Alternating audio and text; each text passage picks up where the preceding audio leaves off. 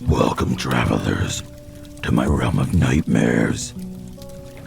Allow me to be your personal assistant.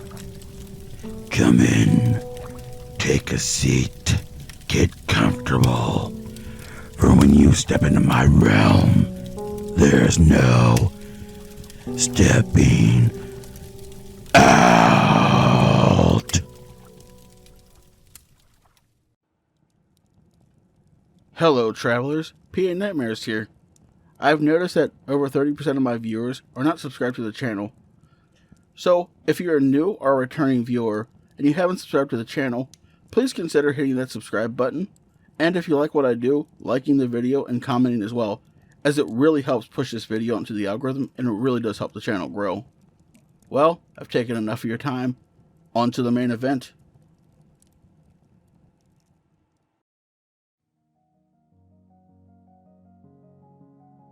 I'm not going to tell you what to believe about Mackenzie Weaver.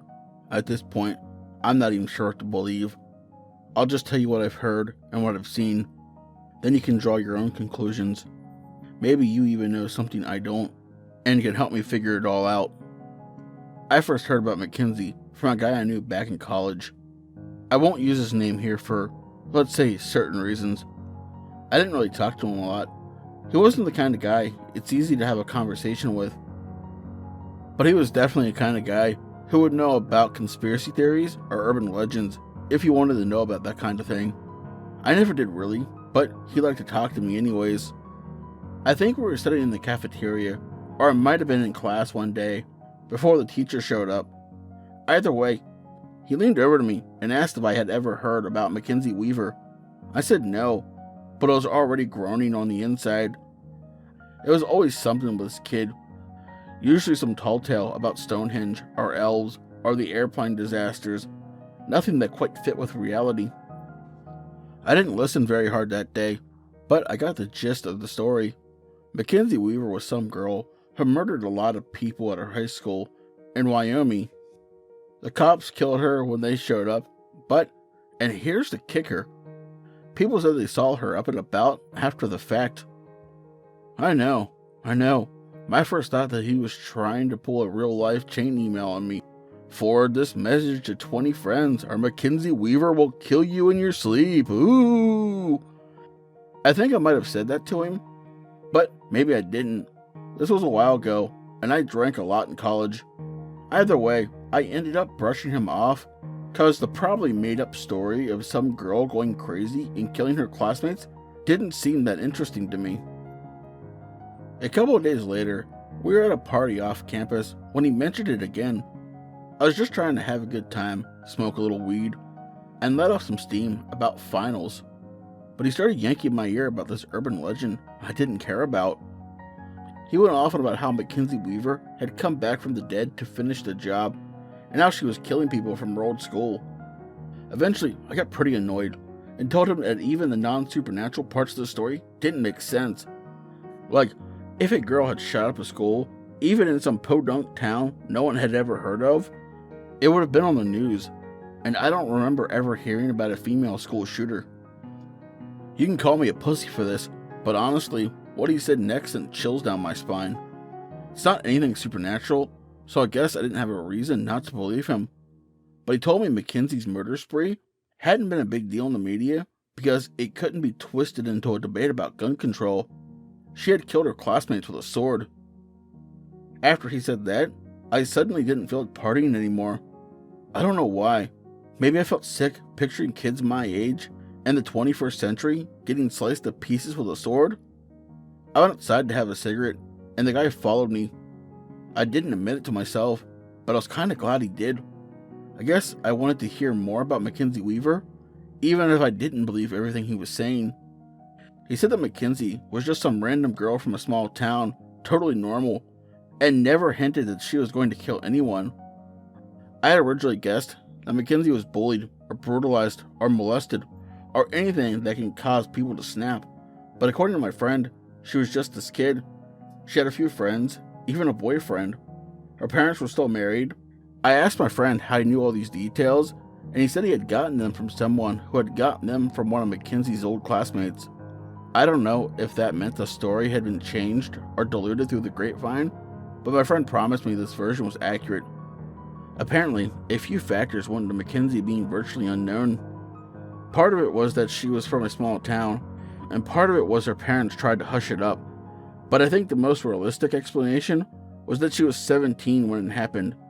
She wasn't a legal adult, so they didn't release her identity to the press even after she was killed.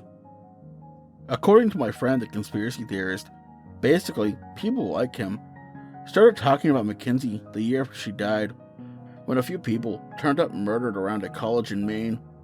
It was hundreds of miles from where she had lived, but one of the people who died turned out to be her old boyfriend, and he was killed with a sharp weapon.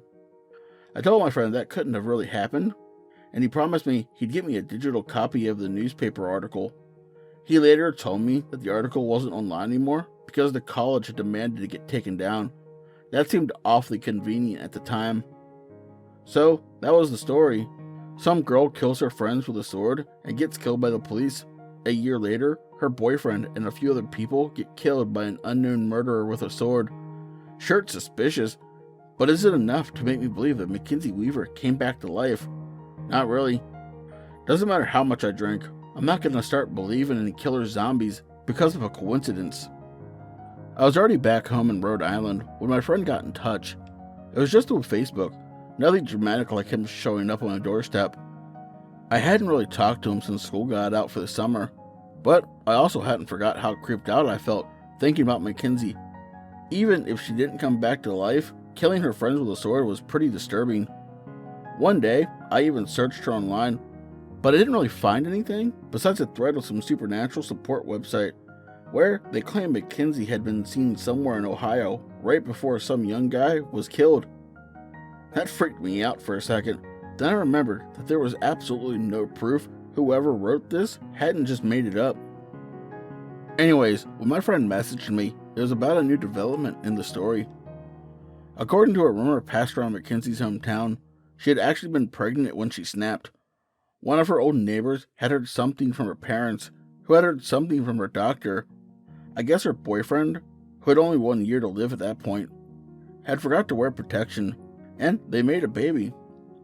I mean, who knows how the boyfriend felt about it, if he even knew, but I know how I felt. It was just a rumor that was part of a story I only half believed, but I felt like I was going to throw up when I read my friend's message. She was a mom, maybe not legally, and maybe the baby was just a single cell at that point, but the idea of a pregnant girl killing people and getting killed herself was too much for me to handle right then.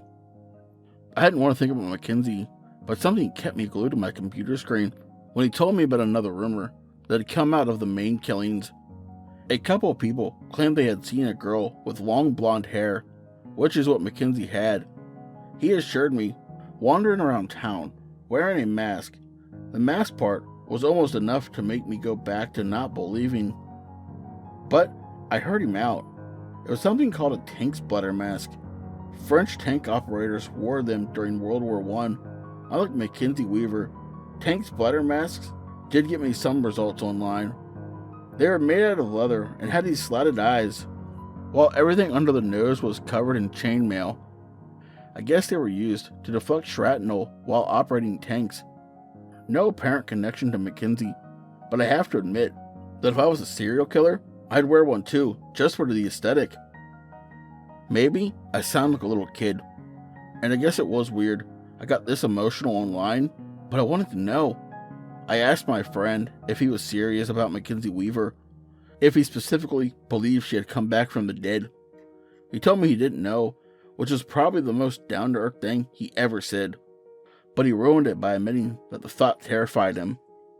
I tried to ignore the weird, scared feeling I got whenever we talked about Mackenzie and tried to go on with my summer vacation. At one point, I went out with some friends while they were trying and failing to pick up women. They wanted me to join, and I wanted to join too. I have always been pretty good with women, but for some reason, every time I looked at a girl, I pictured her wearing one of those terrifying masks, wielding a bloody sword with an undead fetus kicking in her stomach. For more than a couple of nights, I ended up lying awake, telling myself how fucking stupid it was to be scared of something that couldn't be more than an urban myth, like an adult version of a campfire story. But the more I thought about it, the more sense it seemed to make. People come back to life all the time, didn't they? Some medical procedures even involve stopping people's hearts and restoring them a while later. That was technically death and rebirth. So maybe the details of Mackenzie's demise was just exaggerated. Maybe she died, maybe she hadn't. Maybe she was still out there, maybe she wasn't. For some reason, the most common occurring thought I had was about Mackenzie and myself. I kept picturing what I would do if I ever met Mackenzie, or if she might have any reason to kill me. All the theories regarding her boyfriend made it seem like she was only out to get those classmates she didn't kill while she was alive. But what if that wasn't the rule? What if she showed up at my house one day and stabbed me through the heart? What if she was out on a random killing spree to make others suffer for her own death and the death of her unborn child? I hate to admit it, but that was around the time I started sleeping with the lights on. My friend and I talked about Mackenzie a lot. It was like a drug. I knew it was bad for me to keep thinking about her, but somehow I couldn't stop. I wanted to know more. There weren't many details to know, but what there was, I wanted. Then, one day he appeared at my house. It was late at night, and I was lying awake with a single lamp on, giving just enough light so I wasn't mortified that someone would appear in my room. I heard a small plinking sound and felt my heart jump out of my chest. I told myself it was just an animal or something in the house, and I had almost convinced myself when the sound came again, then a third time, then a fourth. On the last time, I saw something moving outside and realized what it was. A classic rom-com scenario, someone throwing pebbles at my window. Of course, the first thought that went through my head was that it was Mackenzie Weaver, here to kill me for some goddamn reason or another. I ran through every possible outcome in a split second, before finally telling myself it was probably a regular person down there. I was pretty surprised to see my friend out the window. I couldn't remember where it was from, if I ever even knew, but I was pretty sure it was far away. I also couldn't see how he'd known which room was mine, but I'm guessing it's because I had the only light on in the house. I whispered yelled down to him, asking what the hell he wanted at 2 a.m. He whispered yelled back that I had to come down and that it was urgent. I shut the window and went down the stairs, trying to keep quiet. Every split second, I had a new Mackenzie-related theory about why he was here. When I got outside, I asked him what was going on. He told me I had to come with him and not to ask questions. We walked a few hundred yards down the road to where he had stashed his car and got in. My parents were always pretty relaxed. They wouldn't explode if they knew I was gone. Anyways, my curiosity was the most important thing right now. We were cruising through the neighborhood, just about at the speed limit. I remember it being really quiet out. It almost felt supernaturally quiet. I asked my friend what was going on, and he asked me if I believed in Mackenzie Weaver. I swear, I felt my heart skip a beat. I already knew this was about Mackenzie. I could feel it in my gut. But when he said her name, well, it was the first time in months I had heard it out loud. If anyone asked, I was still officially on the fence. But I was terrified of her, real or fiction. For the sake of argument, I wanted to say yes. Yes, I believe in Mackenzie Weaver. Yes, I believe that she came back to life and killed her boyfriend a year later. Yes, I believe she's still out there waiting to finish what she started. What actually came out of my mouth was an, I don't know. My friend nodded. He looked disappointed, sad, or something I couldn't read. This made me feel regretful for some reason, as if I had said something insulting to him. I suddenly wanted to lie and make him feel better. I had to remind myself that a half a year earlier, I'd have barely considered that man a friend. As he drove, my friend kept glancing into his rearview mirror. I couldn't tell why. There was no one else on the streets, but something whispered in the back of my head that I already knew what he's looking for. Who he was looking for. "Can I trust you?" he asked. Yes, I replied. I didn't know why he asked this, or if I was telling the truth, but for some reason, I wanted to please him. I felt sorry for him, I saw a brief flash of memory behind my eyes. Being 10 years old, watching my grandmother wither away from cancer, having my mom tell me I needed to be nice to Grandma because she was going to die soon. My friend slammed on the brake, and I almost hit my head on the dashboard. "She's here," he said. "How?" I replied, hearing the words come out of my mouth. My brain wasn't working. He shook his head slowly. "Don't ask how," he said. Something like a memory fluttered in my head, and I heard myself saying, "It's supposed to be her classmates." My friend almost responded, but then he looked down at the floor. "Just remember," he said. Then he opened the door and stepped out. There was a wet sound, a sound I didn't recognize, a sound I was wondering about until the moment I saw the blade sticking through his chest. For a second, I couldn't move. Then, with blood rushing in my ears, I yanked on my door handle, tore off my seatbelt, and fell out of the car. My knees scraped the asphalt as I scrambled onto the sidewalk, then onto the grass, then stood up and tore down the side road. My legs pumped against the ground, my heart hammered in my chest, but it wasn't until my lungs threatened to burst that I stopped for a breath. I don't know why I did it, but somewhere in the back of my mind, in the part of every human brain that begs to confront its fear, I told myself to turn around. I couldn't see my friend, but I could see his blood. It ran down the curved blade, pouring off and puddling on the street. She wore a leather jacket, also stained in red. On her face was a leather and chainmail mask, the slatted eyes staring directly at me. A shaft of blonde hair fell over her shoulders, almost letting me pretend she was human. But then I saw it, almost glowing in the moonlight, molted the hideous shade of death flesh, the bullet wound across her scalp, a souvenir of the day she was killed. I don't remember a lot of things that night, at least what happened after I got home. I remember the papers though, from my town and then from his. They said he was murdered and that there weren't any suspects. And why would there be? Nobody knew he was in Rhode Island. Nobody knew anyone who would want to hurt him. But I did. I do. I knew a young woman who was perfectly willing to stick a cutlass through his chest. Was it really Mackenzie Weaver, back from the dead? Possibly. Was it someone posing as her, trying to finish what Mackenzie started? Maybe. Is there any perfectly reasonable explanation for all this? Somehow I doubt it. For the most part, I've recovered from what has happened. Of course, I couldn't see a therapist about it, not without being committed, so I've learned to cope on my own. Somehow, I found that the best way to get over it is to fully accept what happened, or what I believe happened. This past summer, a year after my friend's death, I took a road trip out to Mackenzie's hometown. I couldn't tell you exactly why, just that I thought it would help with my healing process. Either that, or it'd make me want to do something that wouldn't be great for my mental health, but could help a lot of people. Hunting down Mackenzie, for instance. After all, 147 of her classmates are still alive. I checked. As I expected, the Wyoming town was small, quaint, with nothing too interesting going on. This could have easily been my imagination, but I almost felt like there was something just beneath the surface of everything I saw. Some kind of elephant in the room that they had all agreed not to discuss with outsiders. Had they all made a vow to pretend Mackenzie never existed?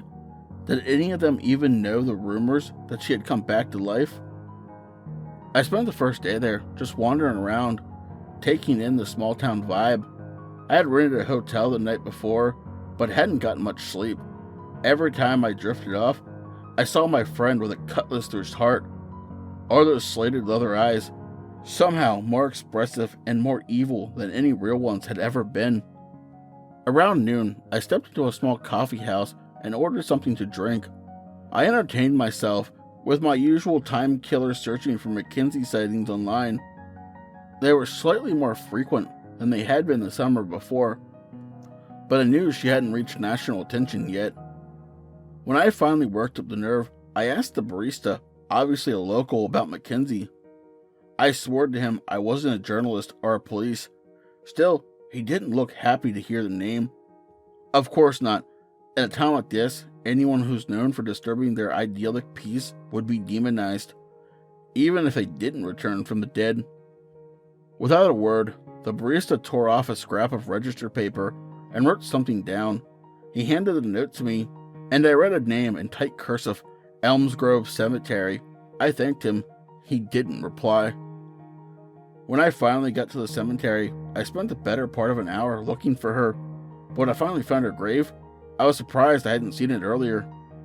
The grass before her headstone was newer than the rest, and there were marks on the ground like someone had been digging and someone else was too afraid to fix it.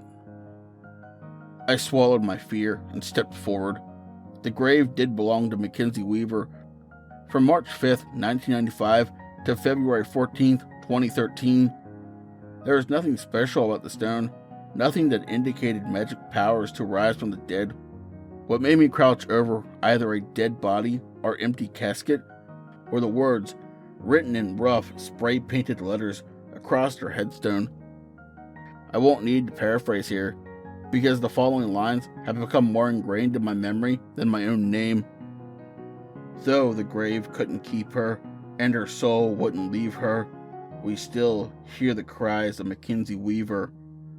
Though some would forget her, while others still grieve her, there's proof in the blade of Mackenzie Weaver. My warning to you, don't forget, but believe her. You'll all be the prey of Mackenzie Weaver.